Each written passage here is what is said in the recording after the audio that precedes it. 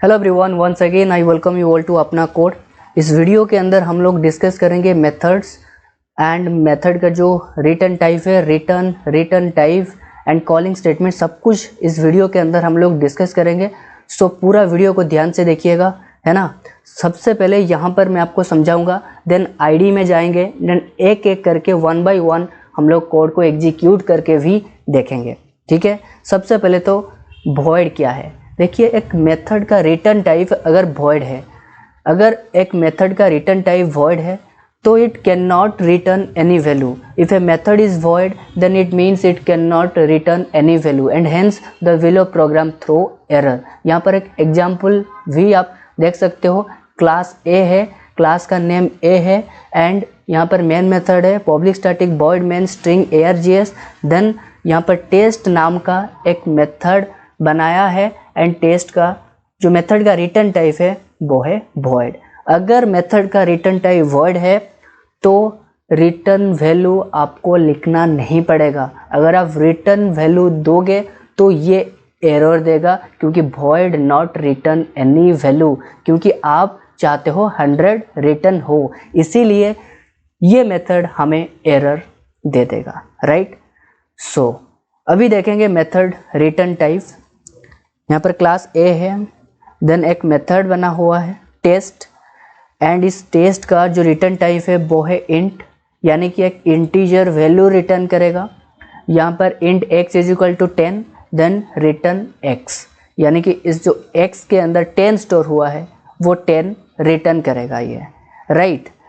तो यहाँ पर एक ऑब्जेक्ट बनाता हूँ, क्योंकि ये नॉन स्टैटिक मेथड है। ऑब्जेक्ट बनाने के बाद a1 is equal to new a, यहाँ पर ऑब्जेक्ट बना दिया। ऑब्जेक्ट बनाने के बाद यहाँ पर a1 डॉट टेस्ट को कॉल कर दिया, वाई रेफरेंस वेरिएबल, है ना। देन टेस्ट को कॉल करने के बाद x इज अवर लोकल, यहाँ पर इंट x नाम का एक वेरिएबल बना के, यह है लोकल वेरिएबल बना के a1 डॉट टेस्ट को स्टोर करा दिया।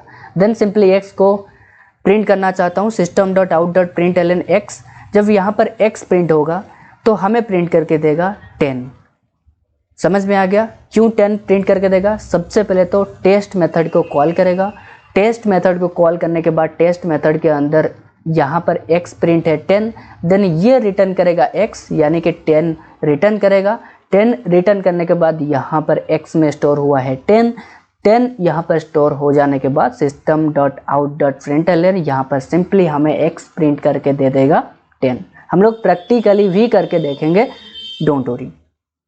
देन और एक एग्जांपल्स यहाँ पर देखो, क्लास ए, देन यहाँ पर टेस्ट नाम का एक मेथड है, टेस्ट 1 है एंड टेस्ट 2 भी है। तो टेस्ट मेथड का रिटर्न टाइप है इंट, बट टेस्ट 1 का रिटर्न टाइप है वॉइड, टेस्ट 2 का रिटर्न टाइप है वॉइड। इट मीन्स जिस मेथड का रिटर्न टाइप वॉइड है it does not return any value, it can not return any value, right. समझ में आ गया। सो यहाँ पर देखो int x is equal to 10 return x, जब भी इस मेथड को कॉल करूँगा तो वो हमें 10 प्रिंट करके दे देगा। यहाँ पर देखो a1 डॉट टेस्ट, यहाँ पर x is our local, then x को प्रिंट किया, देन यहाँ पर 10 आ गया। देन जब यहाँ पर टेस्ट 1 मेथड है, टेस्ट 2 मेथड है और मेथड का रिटर्न टाइप है वॉइड, राइट। टेस्ट 2 के अंदर मैं एक प्रिंट स्टेटमेंट लिखा हूँ, देन इसके अंदर 100 प्रिंट करना चाहता हूँ। तो अगर डायरेक्टली टेस्ट 2 को कॉल कर दूंगा तो डायरेक्टली 100 प्रिंट हो जाएगा, लेकिन मैं तो सबसे पहले टेस्ट 1 में एक ऑब्जेक्ट बनाता हूँ and using this object reference a2 dot test 2 को कॉल कर देता हूँ।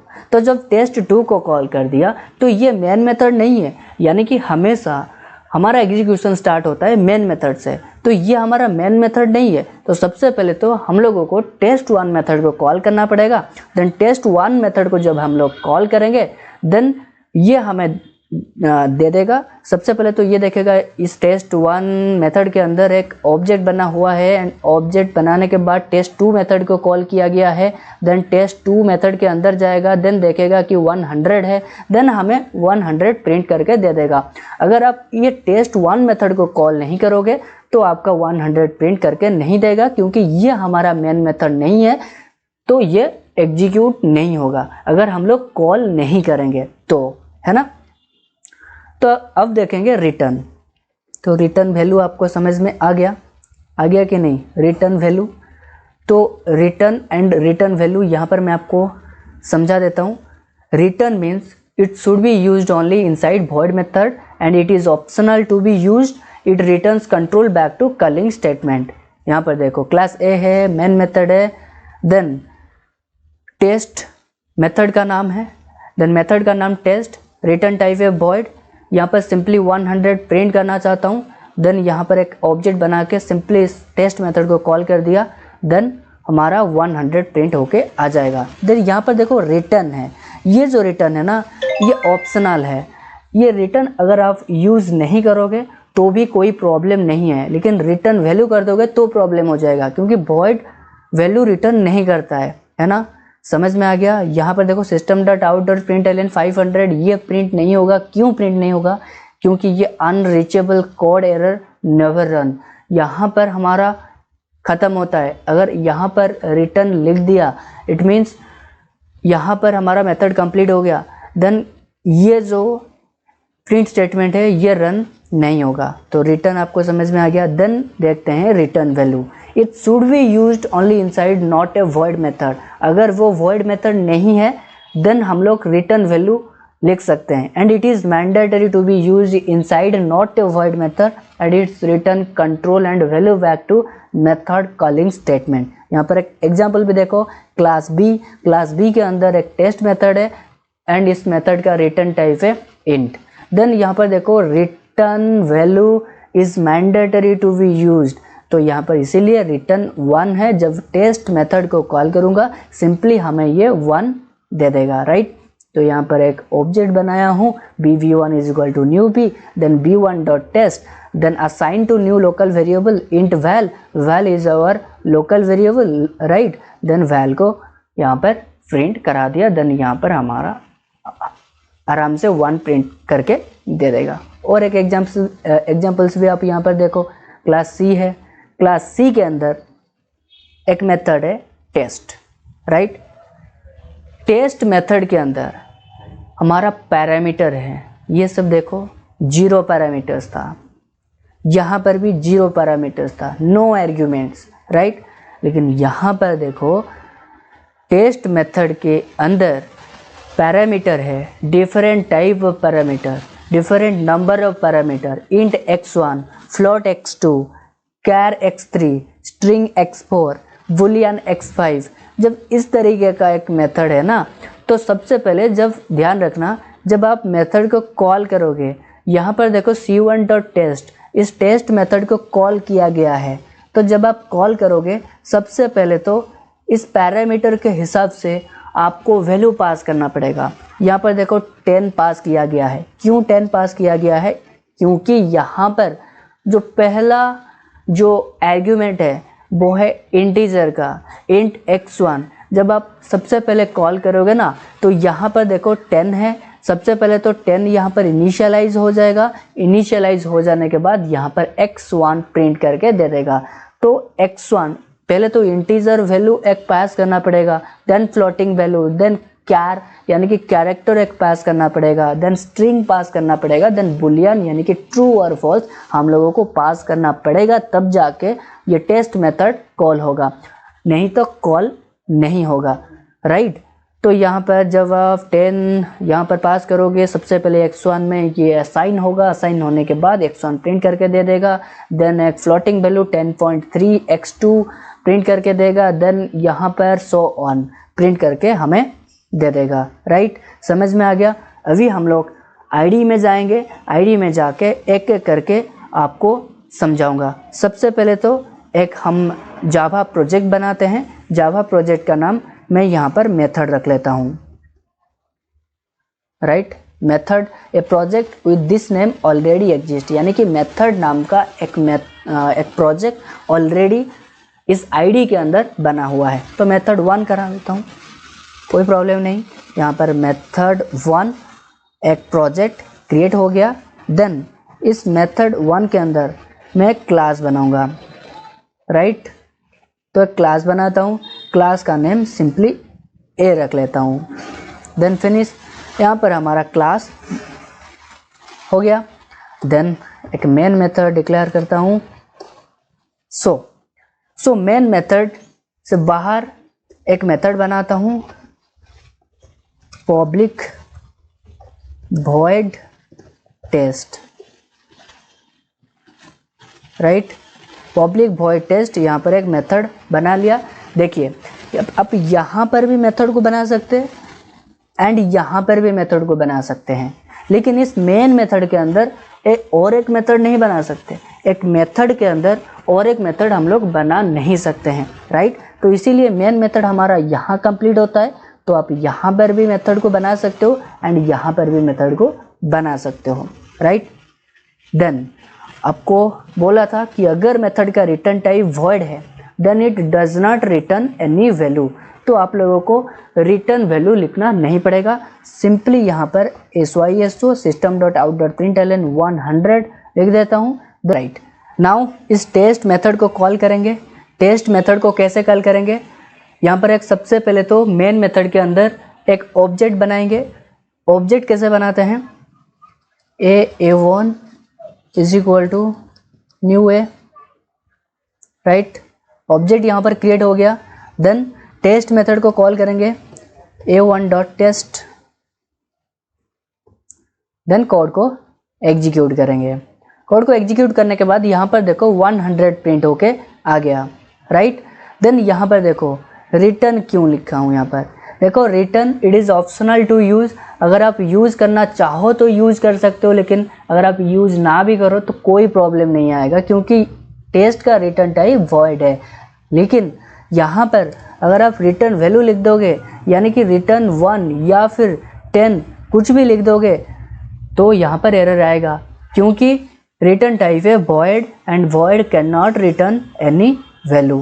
तो एक रिटर्न वैल्यू करके भी आपको दिखा देता हूँ, और एक मेथड बनाता हूँ, पब्लिक इंट ले लेता हूँ, int test1, right.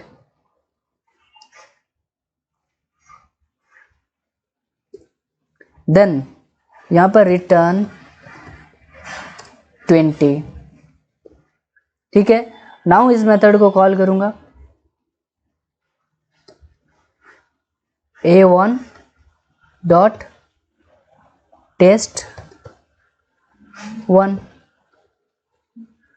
Then Ctrl+1 assign to new local variable. तो यहाँ पर test1, यहाँ पर a1.test1, यानी कि यहाँ पर देखो जब ये test1 मेथड कॉल होगा तो ये हमें रिटर्न करेगा 20, देन 20 स्टोर हो जाएगा test1 में, and test1 is our local variable here. Then simply system.out.println test1, code को एग्जीक्यूट करते हैं, 100 आएगा, देन 20 आएगा, ठीक है ना। देखिए सबसे पहले तो कंपाइलर क्या करता है, 1 by 1 एग्जीक्यूट करता है। सबसे पहले a1.test टेस्ट मेथड को कॉल किया सबसे पहले, then a1.test1, then test1 method को कॉल किया। यहाँ पर अगर टेस्ट मेथड को यहाँ पर डिलीट करके लास्ट में मैं यहाँ पर a1.test मेथड को कॉल करूँगा, देन क्या होगा देखिए, यहाँ पर एग्जीक्यूट करता हूँ। एग्जीक्यूट करने के बाद पहला जो मेथड कॉल हुआ test1 मेथड, 20 आउटपुट आया, then test method. So 1 by 1 compiler check करता है एंड जेवीएम रन करता है ना। समझ में आ गया। देखिए यहाँ पर test1 मेथड का रिटर्न टाइप है इंट। अगर मैं यहाँ पर रिटर्न वैल्यू नहीं लिखता हूँ तो क्या आएगा, एरर आएगा कि नहीं। यहाँ पर देखो रेड आ गया, एरर आ गया। इसीलिए अगर आपका मेथड का रिटर्न टाइप है void, सो आपको रिटर्न वैल्यू नहीं लिखना है। अगर आपका void नहीं है तो आपको रिटर्न वैल्यू लिखना पड़ेगा। It is mandatory to use, right, it is mandatory to use, है ना।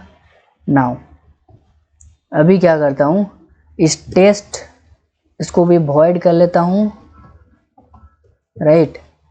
देन इस test1 मेथड के अंदर मैं क्या करूँगा, एक इंटीजर का वेरिएबल बनाऊँगा int I, देन स्ट्रिंग, हमेशा s कैपिटल रहेगा क्योंकि string is a built in class,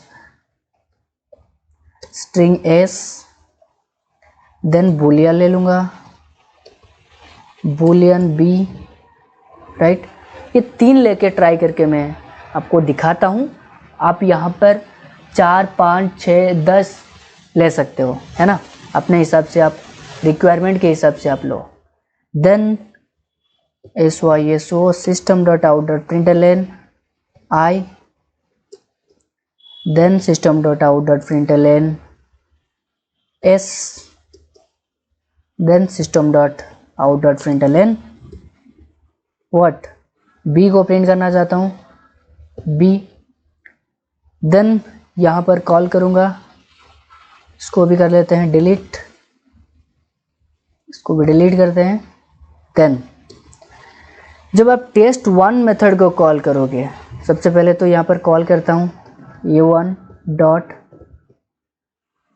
test1 method. test1 method call करने के बाद यहाँ पर एक एक करके आपको पास करना पड़ेगा। सबसे पहले तो int I यानी कि इंटीजर वैल्यू एक पास करना पड़ेगा। देन यहाँ पर एक स्ट्रिंग पास करना पड़ेगा, हमेशा स्ट्रिंग डबल क्विट्स के अंदर ही रहता है, तो यहाँ पर एक स्ट्रिंग भी पास कर दिया। देन एक बूलियन यहाँ पर बाय डिफ़ॉल्ट फॉल्स ले गया है, आप चाहो तो यहाँ पर ट्रू भी ले सकते हो, फॉल्स भी ले सकते हो, अपने हिसाब से आप लीजिए। देखिए, अगर आप पैरामीटर सही से पास नहीं करोगे इस कॉलिंग स्टेटमेंट के अंदर, देन आपका ये मेथड कॉल नहीं होगा।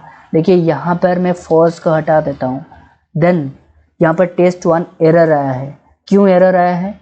क्योंकि इसको समझ में आ गया है कि test1 नाम का एक मेथड प्रेजेंट नहीं है, क्योंकि ये वाला जो test1 मेथड है, इस test1 मेथड के अंदर पैरामीटर पास है int I यानी कि एक इंटीजर, एक स्ट्रिंग और एक बुलियन, लेकिन यहाँ पर सिर्फ पास किया हूँ इंटीजर एंड ए स्ट्रिंग, यहाँ पर बुलियन वैल्यू नहीं है, इसीलिए ये हमें एरर दे रहा था।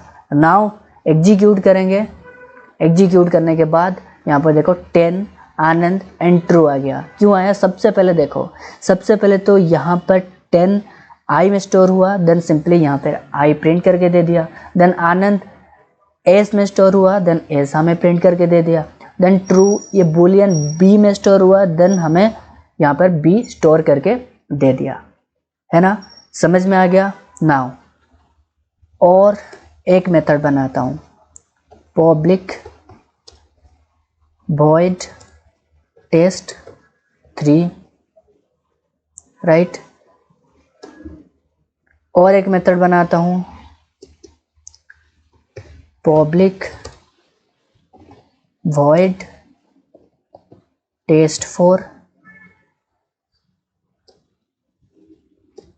राइट। एंड इस test4 के अंदर system.out.println 100 करा देता हूँ। देन यहाँ पर मैं ऑब्जेक्ट क्रिएट करता हूँ, राइट। सो ऑब्जेक्ट क्रिएट करने के बाद a1 यहाँ पर भी कॉल करा देता हूँ a1.test4। तो क्या ये एग्जीक्यूट होगा? तो क्या ये एग्जीक्यूट होगा? अगर यहाँ पर ऑब्जेक्ट बना के test4 को कॉल करूँगा तो क्या ये एग्जीक्यूट होगा? बिल्कुल नहीं होगा। क्यों नहीं होगा? क्योंकि our program always starts from main method and this is not a main method, test3 method it's a ordinary method, right. सबसे पहले तो ये test3 मेथड को कॉल करना पड़ेगा। देन जब test3 मेथड को कॉल करेंगे, यहाँ पर हमारा कंपाइलर देखेगा यहाँ पर एक ऑब्जेक्ट क्रिएट हुआ है, ऑब्जेक्ट क्रिएट करके test4 मेथड को कॉल किया है। देन test4 मेथड के अंदर जाएगा, test4 मेथड के अंदर यहाँ पर 100 प्रिंट करना चाहता हूँ तो वो सिंपली 100 प्रिंट करके हमें दे देगा। देन यहाँ पर मैं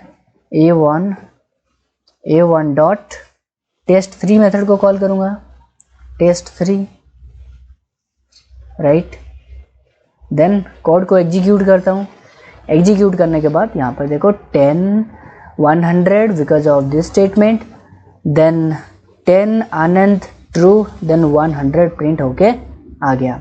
समझ में आ गया दोस्तों। So static method, non static, अच्छा स्टैटिक मेथड आपको कैसे पता चलेगा, यहाँ पर देखो एक स्टैटिक कीवर्ड अगर है तो ये है एक स्टैटिक मेथड, स्टैटिक कीवर्ड नहीं है तो ये एक है नॉन स्टैटिक मेथड। आशा करता हूँ आपको सब कुछ क्लियरली समझ में आ गया है। अगर आपको वीडियो अच्छा लगा है तो एक लाइक करने के साथ साथ अपने दोस्तों के साथ, कम से कम 10 फ्रेंड्स के साथ शेयर ज़रूर कर दीजिएगा। एंड हाँ, अगर आप चैनल्स पे नए आए हो तो चैनल को फॉलो करना मत भूलिएगा, यानी कि सब्सक्राइब करके बेल आइकन को प्रेस करना मत भूलिएगा, क्योंकि अगर आप सब्सक्राइब करके बेल आइकन को प्रेस नहीं करोगे तो आपको नोटिफिकेशन नहीं मिलेगा, है ना। चलिए मिलेंगे और एक न्यू वीडियो में, तब तक के लिए keep learning and keep exploring.